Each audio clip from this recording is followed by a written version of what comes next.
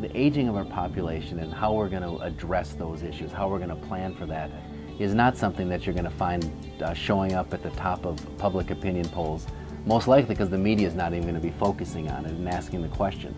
But one of the things that we need from our next governor, and what people ought to be looking for, is who's thinking about those issues that are really going to shape Minnesota 5 and 10 years down the road. And this issue, the demographics of us getting older, is absolutely one of those issues.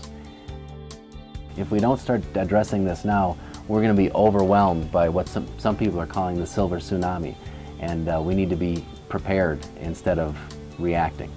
Number one goal, from my perspective, as we think about aging issues, needs to be making sure we do everything we can to make sure people can stay in their homes as long as possible and stay part of their communities and their neighborhoods as long as possible. That's good for the people, and it's good for all of us. One of the stories that brought me to this issue highlighted its importance to me as a constituent I have who has been taking care of her husband for about a dozen years now. Her husband became disabled in his early 50s, and for the last dozen years or so, she's been working really hard to keep her husband in her home, caring for him every day. And the strain that that puts on her, and the physical exhaustion that that puts on her is really compelling when you listen to it. So she's doing this great service, something we really expect of people to do, but they also need a lot of support. There is a huge cost of institutionalizing people rather than having people stay at home.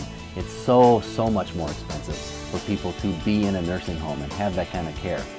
So there's a real fiscal impact to supporting these informal caregivers. They give us a really great bang for our buck. The second thing that we really have to get after is making sure that we rethink how people in Minnesota plan for long-term care. And with this, I'm largely talking about people like me, about my age. I'm 42. We need to really start thinking about how much money do I really have to start putting away. And there's ways that the state can work in partnership with nonprofits and with the private sector to get people thinking about that and saving for retirement.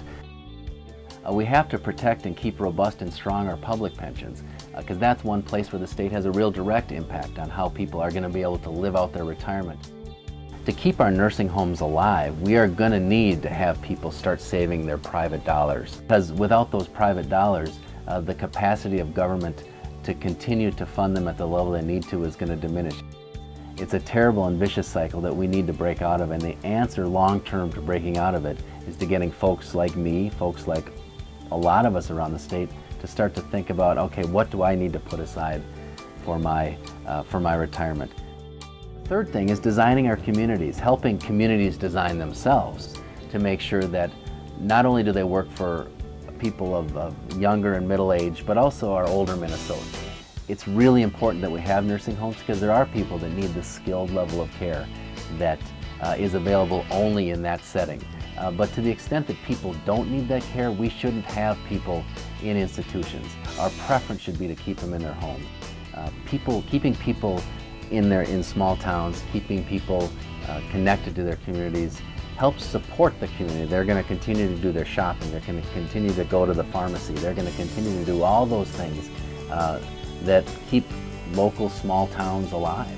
We can't have a one-size-fits-all mentality from the state government dictating how we're going to deal with these issues. We ought to just give communities some general goals and then the dollars to design their programs to keep seniors in their communities more effectively. I've been excited to be involved in trying to think through how we're going to tackle this problem, to be a leader in the legislature. There is more energy around this issue than there ever has been in the past. I think it's a hugely exciting opportunity for Minnesota and can really distinguish us from so many other states and so many other places around the world. This is going to really change how we have to think about every aspect of our lives in Minnesota, and it's going to be one of my top priorities as the next governor.